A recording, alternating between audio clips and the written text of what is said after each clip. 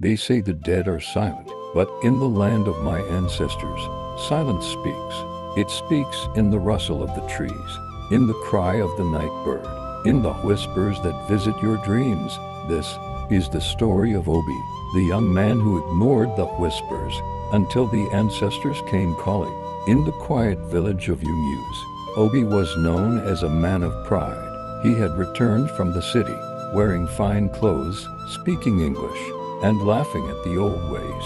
When his mother told him to pour libation for his late father, Obi laughed. "Those are tales for the uneducated," he said. "The dead do not speak."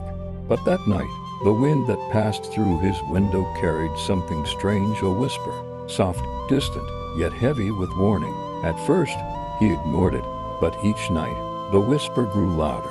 He began to dream of shadows, men and women in ancient robes, their eyes burning like fire, standing around a sacred tree. One night, an old voice spoke. "Obi, the blood that runs in your veins remembers what you have forgotten." He woke in sweat. The air around him was cold outside. His dog howled at the empty sky. Days turned dark. His crops withered. The river behind his house dried overnight. He began to hear drums faint, ghostly, coming from the forest at midnight. When he asked the elders, they shook their heads. "You have angered the ancestors," they said.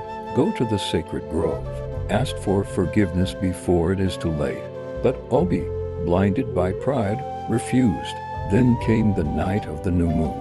Obi was woken by voices, dozens of them, whispering his name. He rose trembling and followed the sound into the forest. The path glowed faintly with blue fireflies. The air smelled of rain and incense. At the foot of the ancient Iroko tree, the whispers stopped, and then from the shadows, a tall figure stepped forward. His father. "Why do you run from the roots that gave you life?" the spirit asked.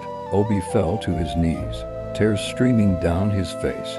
"I was blind," he whispered. "Teach me." The forest grew still. The spirits surrounded him, their whispers turning into chants. The air shimmered with light, and Obi felt something enter his chest, the breath of the ancestors. When the villagers saw Obi the next morning, he was a changed man. He no longer mocked the old ways. He rebuilt the shrine of his fathers, poured libation to the earth, and taught the children to honor those who came before them. From that day, peace returned to Umueze. The river flowed again. The land grew fertile, and at night, when the wind blew through the trees, Obi would smile, because he now understood the whispers of the ancestors.